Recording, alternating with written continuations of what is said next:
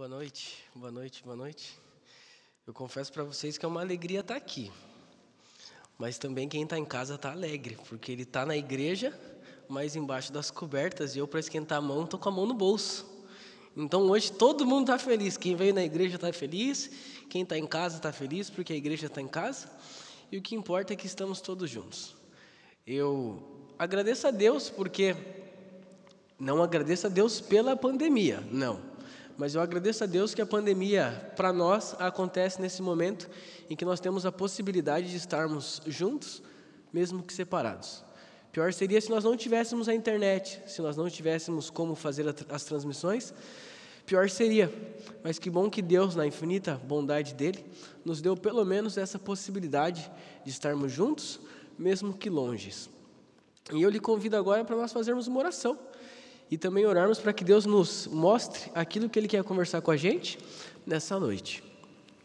Deus, nós estamos aqui na sua casa. Alguns de nós viemos à igreja, presencialmente estamos aqui porque nós queremos te ouvir. E o pedido que eu te faço, Pai, é que o Senhor converse com a gente, por favor. Outros estão em casa.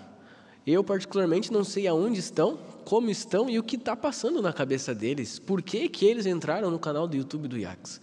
Mas o Senhor sabe. E eu te peço que o Senhor também converse com essas pessoas, Pai, por favor. É no nome de Jesus que a gente ora. Amém. Eu sou adventista de berço e tem algumas histórias da Bíblia que, quando eu vou ler, eu fico um pouco impaciente pelo final. É igual quando você vai assistir um filme que você já sabe o final do filme e geralmente a gente gosta do final do filme, porque o clímax fica para o final, para obrigar a gente a chegar até ali. E quando eu vou ler algumas histórias da Bíblia, eu falo assim, poxa, mas precisa chegar no final logo, e aí eu leio rápido para chegar no final. E uma dessas histórias é a história que está lá em João 4. E eu quero convidar você para abrir a sua Bíblia em João capítulo 4. Lá, eu e você vamos encontrar uma história. A história da mulher samaritana. Eu imagino que a gente conhece a história, né? E você deve estar pensando assim, mas pastor, com tanta coisa para falar da Bíblia, você vem de novo falar da mulher samaritana? Pois é isso que a gente vai fazer hoje. E nós vamos começar pelo começo. E o começo é lá, João capítulo 3. E se você chegar em João 3... você vai ver que Jesus está falando com Nicodemos. Jesus está numa sequência de conversas. E aí, Nicodemos, ele vai lá, ele encontra Jesus, conversa com Jesus à noite. Depois, Jesus, ele viaja, ele faz alguns milagres. E nessa viagem para fazer alguns milagres, os fariseus ficam bravos com Jesus. E o verso 1 do capítulo 4 diz assim, ó: quando, pois, o Senhor veio a saber que os fariseus tinham ouvido o que falavam dele, quando eles ouviram que Jesus fazia e batizava mais que João, se bem que Jesus não batizava ninguém e sim os seus discípulos, Jesus deixou a Judéia, retirando-se outra vez para a Galiléia. E era-lhe necessário atravessar a província de Samaria. Chegou, pois, a uma cidade samaritana chamada Sicar, perto das terras que Jacó dera a seu filho José. Estava ali a fonte de Jacó. Cansado da viagem, assentara-se Jesus junto à fonte, por volta da hora sexta. Aqui tem um negócio curioso. Naquela época, as embarcações não eram como são as embarcações hoje. Tanto que as nossas embarcações são tão desenvolvidas que, se você assiste televisão há bastante tempo, você vai lembrar que tinha um comercial, uma propaganda das Forças Armadas que diziam assim: as lanchas são como as motos, as lanchas são como os carros, os jet skis são como as motos. Eu lembro que tinha uma propaganda assim que eu sempre via quando eu era criança. E desse jeito eu aprendi que o jet ski anda mais rápido que uma lancha. E eu olho as motos aí à noite passando aqui na frente da igreja e elas passam bem rápido. Eles não tinham essa tecnologia na época. Então, as viagens não eram feitas durante o dia. Porque durante o dia você vai pegar todo o sol. E lá faz sol igual Taquara em dezembro. Então, quando Jesus sai para nascer o dia, no começo da manhã, e viaja toda a manhã, Jesus, ele literalmente está saindo, está viajando para fugir de um problema. Jesus, ele não queria confusão. Jesus ele só queria ir embora, ele já tinha feito o que ele tinha que fazer, ele só queria ir embora. E o verso 7 diz assim, ó: nisto veio uma mulher samaritana tirar a água. Disse-lhe Jesus: dá-me de beber, pois seus discípulos tinham ido à cidade para comprar alimentos. Aqui nós temos duas coisas interessantes. A primeira delas, para o judeu, para o samaritano, para o fariseu, não importava a nacionalidade ou o grupo político que eles faziam parte. A água era um dom de Deus. E o dom de Deus, assim como a vida, a gente não nega para ninguém. Você não pega uma criança recém-nascida e fala: você não merece viver. A gente não está acostumado com isso. Como a água era um dom de Deus, eles não negavam a água. Tanto que tem algo curioso. Os árabes, quando eles faziam essa viagem que Jesus faz, eles não passavam no poço. Porque se eles passassem no poço e tivesse alguém no poço sem condição de tirar a água do poço, eles iam ter que tirar a água e servir a pessoa. Porque o dom de Deus a gente não nega. Então, como eu não quero servir um samaritano, como eu não me dou bem com um samaritano, eu não passo ali. Isso era bem claro na cabeça deles. E Jesus sabia. A mulher sabia. Só que a segunda coisa curiosa aqui é que o texto deixa bem claro que eles deixaram Jesus ali e foram comprar alimentos. Sabe por quê? Porque naquela época o judeu, ele não pedia alimento para o samaritano. Era vergonhoso. Pedir alimento para quem você tem uma briga religiosa, não, isso não pode. Então os discípulos, eles têm dinheiro reservado para comprar o alimento. Porque eu preciso defender o meu ego, e o meu ego diz assim, ó: eu não peço favor de comida para um samaritano. Não peço. Eu compro a minha comida, porque comprar pode. Só que a comida você podia ir no mercado e comprar. Já se eu quisesse comprar uma casa de um samaritano, isso eu não podia fazer sem pedir a autorização para os rabinos. Então, qualquer tipo de comércio, exceto de comida, que o judeu fosse fazer com o samaritano, precisava da autorização da liderança religiosa. E Jesus sabia disso tudo. A mulher sabia disso tudo.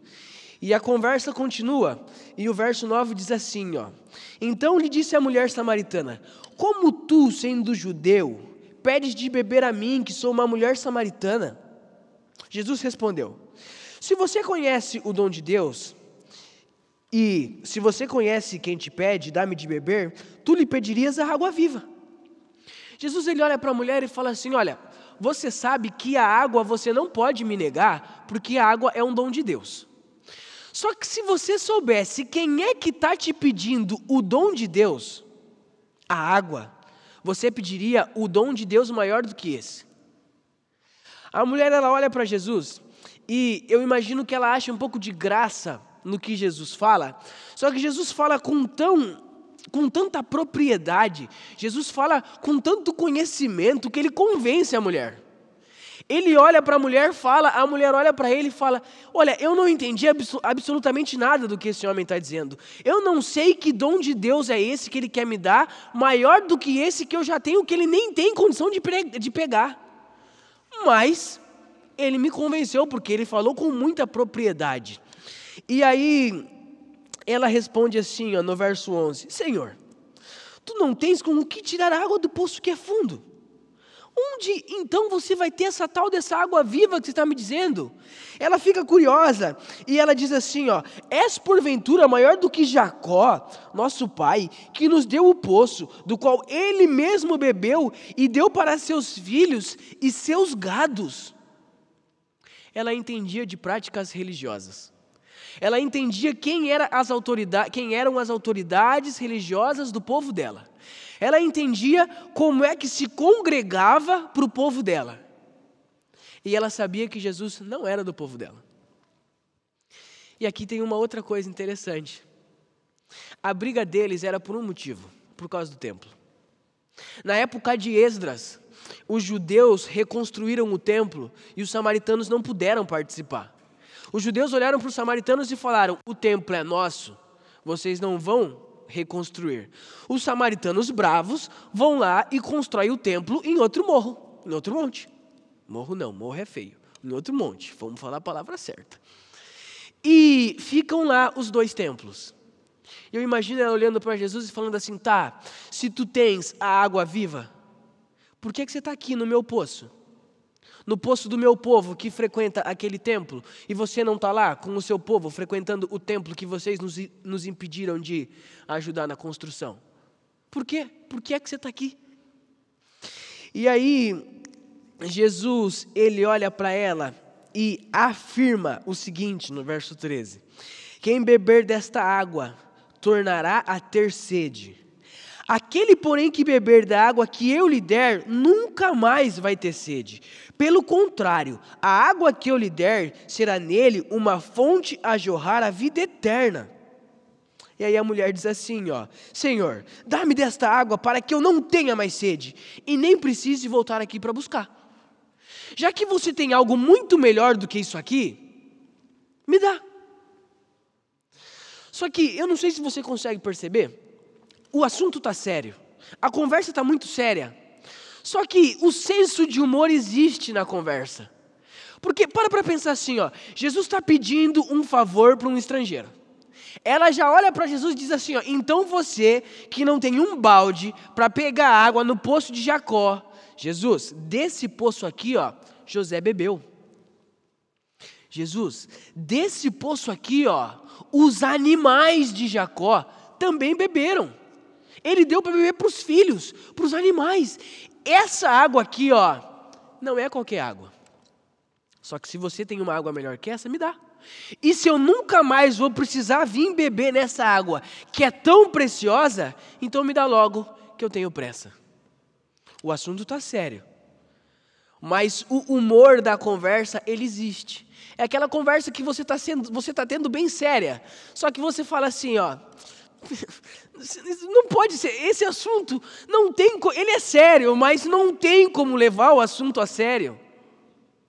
E aí Jesus, ele olha para ela e disse assim, vai, chama o teu marido e vem aqui. Perceba a mudança brusca da conversa. Jesus, ele chega lá e ele só tem um ponto de contato com a mulher, a água. Ele não podia pedir comida para ela, porque as práticas não permitiam. Jesus, ele não podia pedir um favor para ela, porque as práticas religiosas não permitiam. Jesus não podia pedir para ela nada.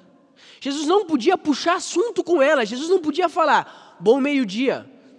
Jesus não podia falar nada. A única coisa que ele podia falar com ela era, me dá água. Porque para ambos os povos, a água era um dom de Deus. Tem um ditado popular que diz que água a gente não nega para ninguém, né? Pelo menos eu aprendi isso com a minha mãe. Se é um ditado ou não, eu não lembro, mas eu aprendi isso com ela. E a gente não nega água para as pessoas. E isso já existe há muito tempo. E Jesus vai dando corda para a mulher, vai chamando a atenção para ela, o assunto vai ficando um pouco cômico, vai ficando um pouco cheio de humor, é sério, é religioso, mas é humorado. E aí Jesus corta o humor da conversa e fala assim, tá, se você quer a água, chama seu marido. Eu imagino Jesus com um sorriso no rosto assim, bem grande, dizendo assim, vai lá, chama seu marido que eu vou te dar, quanto de água você quiser. E aí ela olha para Jesus e diz assim, não tenho marido. Sabe quando você conta uma piada e só você acha graça? E a pessoa olha para ti e fala assim, que legal. E o assunto começa, e o assunto se encerra, fica aquele silêncio assim, e você olha para a pessoa olha para ti, e você não sabe nem o que falar. Sabe, fica aquele famoso climão. Foi isso. E aí, replicou-lhe Jesus, bem disseste, não tenho marido, porque 5 maridos já tivestes, e esse que tens agora não é teu marido. Isto você disse com verdade. Toda a conversa até aqui não tinha nada pessoal. Toda a conversa que Jesus estava tendo com essa mulher até aqui, ele podia ter com qualquer judeu, com qualquer samaritano, com qualquer pessoa do mundo. Até comigo e contigo. Porque se Jesus bater na sua porta lá, me dá um copo de água e você não der, você é uma pessoa com um coração bem amargurado. Você precisa de um estudo bíblico para ser mais bondoso. Só que quando Jesus ele olha para ela e fala assim, você já teve 5 maridos e esse sexto não é seu marido? Jesus ele está falando para ela do problema dela, da pessoalidade dela. Ele está dizendo para ela assim, você eu conheço. De leis, nós dois conhecemos. De práticas religiosas, nós dois temos domínio. Até aqui está tudo certo. Mas eu também conheço você. E aí, o verso 19 diz assim, Senhor, vejo que tu és profeta. Nossos pais adoravam neste monte. Vós, entretanto, dizeis que em Jerusalém é o lugar em que se deve adorar. Tenta entender assim, ela percebe que Jesus é diferente. Ela percebe que Jesus é alguém que entende da pessoalidade dela. E ela o reverencia. Ela olha para ele e fala assim, realmente tu és profeta. Você está no mesmo páreo que os nossos líderes religiosos e você está até acima deles, porque eles estudam aquilo que os profetas falaram. Tu és profeta, porque você conhece até a minha vida pessoal. Só que beleza, Jesus, vamos voltar a falar da igreja? Por que é que a gente tem que frequentar a igreja diferente? Já que tu é profeta, que tu sabe das coisas, me responde, por que a gente não pôde reconstruir lá contigo a igreja, o templo? Por que a gente não pôde participar? Por que tem 2? Você percebe a intenção dela de fugir do assunto? Jesus, a gente já falou de água, que é um assunto comum para todo mundo. Vamos falar da igreja agora? Para de falar de mim, Jesus, não quero ser o assunto. Jesus, vamos falar da igreja. Aí Jesus olha para ela e disse assim, mulher, podes crer-me que a hora vem, quando nem neste monte, nem em Jerusalém adorareis o Pai. Vós adorais o que não conhecei, nós adoramos o que conhecemos, porque a salvação vem dos judeus. Mas vem a hora, e já chegou, em que os verdadeiros adoradores adorarão o Pai em espírito e em verdade. Porque são estes o que o Pai procura para seus adoradores. Deus é espírito e importa que seus adoradores o adorem em espírito e em verdade. Aí a mulher corta Jesus, igual a gente muitas vezes é interrompido nas nossas conversas, e ela diz assim, disso aí eu sei. Esse seu discurso bonito eu já conheço e já ouço há muito tempo. Eu sei que há de vir o Messias, chamado Cristo, que quando ele vier, anunciará todas as coisas. Disse-lhe Jesus, sou eu que falo contigo. Tenta entender a interrupção de falas. Ela faz a pergunta, Jesus fala, ela interrompe, aí Jesus fala, beleza, você quer o Messias, você quer essa pessoa? Aqui estou eu, sou eu. Aí os discípulos chegam. E João, quando ele vai descrever a cena, ele interrompe o diálogo para enfatizar uma coisa: a admiração dos discípulos. Os discípulos olham para a cena e eles devem pensar assim: o que Jesus está fazendo? Falar com um samaritano já é feio. Falar com um samaritano não é legal. Agora, Jesus está falando com uma mulher samaritana. Ele já faz o que não deve ser feito. Aí ele faz o que não deve ser feito com o gênero que não pode fazer. Poxa, Jesus, não é assim, Jesus. Não é assim que tem que ser Jesus. Jesus, você tem que ser Jesus de um jeito diferente. Desse jeito não vai dar certo, Jesus. E aí, os discípulos chegam, eles se admiram de Jesus estar falando com a mulher, só que ninguém fala nada. E aí o verso 27 tem uma pergunta. Eles perguntam, por que você estava falando com ela? E aqui tem um negócio, a mulher vai embora, os discípulos perguntam, e o verso 28 diz assim, e a mulher deixou ali o seu cântaro. Os discípulos ficam surpresos. Eles não entendem o que Jesus estava fazendo. Eles olham, não interrompem, a mulher vai embora, eles perguntam. Só que a mulher, ela vai e ela esquece de uma coisa: da água. A mulher foi ali para quê? Para buscar água. E ela volta sem o quê? Sem água. Só que é muito engraçado que no verso 29, a mulher diz assim, vinde comigo e vede um homem que disse tudo o que eu tenho feito. Será este porventura o Cristo? Saíram, pois, eles da cidade e foram ver quem era que falava com a mulher. Às vezes, quando eu e você lemos a história, nós estamos acostumados a ver essa mulher como uma pobre coitada, alguém que não tinha moral e alguém que estava ali meio-dia porque era desprezada, e isso é verdade. Só que, se essa mulher fosse tão desprezada como a gente imagina, ela não estaria lá, deixaria o canto, voltaria e falaria na cidade e as pessoas a ouviriam. Por quê? Se uma pessoa desprezada vem falar comigo e me conta algo assim, Felipe, você vai ter que sair do seu trabalho, você vai ter que sair do seu horário de almoço, você vai ter que sair das suas atividades cotidianas e andar até lá no poço, meio-dia. Se a pessoa é uma pobre coitada assim nos meus critérios, eu vou falar, agradeço o convite, mas eu vou deixar passar a oportunidade. A mulher, ela estava lá meio-dia, porque ela não queria encontrar gente. Mas isso não significa que das práticas religiosas ela não tinha entendimento. Não significa que ela não entendia de religião. Não significa que ela não entendia dos ritos religiosos. E ela tanto entendia que quando ela faz o convite, as pessoas aceitam o convite. Ela podia estar em pecado. Ela podia não querer contato social. Mas de igreja, ela entende. Eu estou falando de igreja para deixar mais habitual para a gente. Só que o templo lá não tem comparação com a nossa igreja, são coisas diferentes.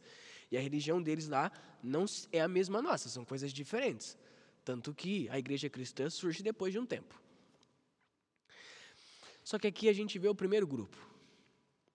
O primeiro grupo que eu quero destacar com a gente hoje é o grupo daqueles que entendem de práticas religiosas, entendem de ritos, entendem de leis, mas estão abertos a ouvir a mensagem de Cristo. E esse grupo são os samaritanos. A mulher, ela sai dali, ela vai e fala para mais samaritanos, e eles vêm. Tanto que se você for ler do verso 31 até o verso 38, você vai ver Jesus falando com os discípulos, e ele fala assim, você está vendo esses campos? Daqui 4 meses eles vão fazer a ceifa. Agora você está vendo todo esse pessoal que está vindo por dentro dos campos? Esse nós vamos ceifar agora. Esses vão ouvir falar de Deus agora. Esses vão aceitar a Cristo agora.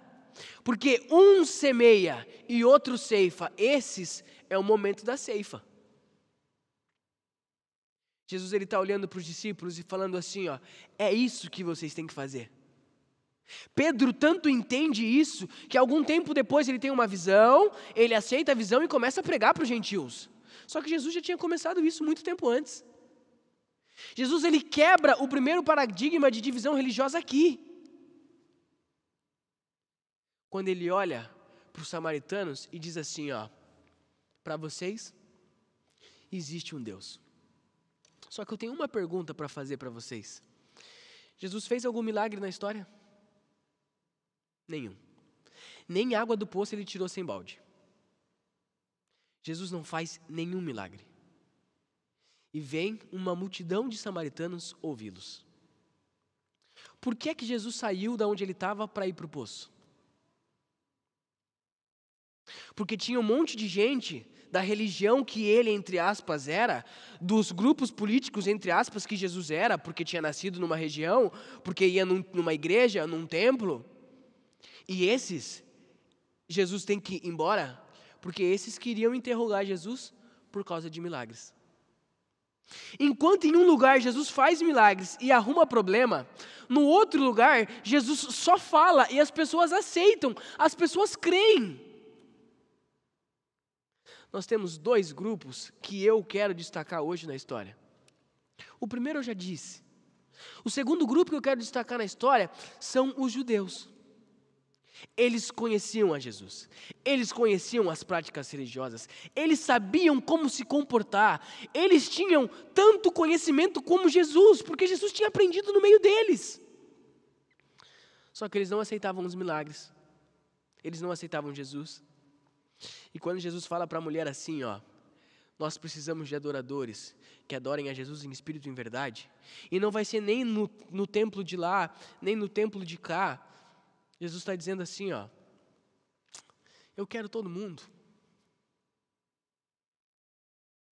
A pergunta que fica para a gente é, qual grupo nós somos? Qual grupo eu sou?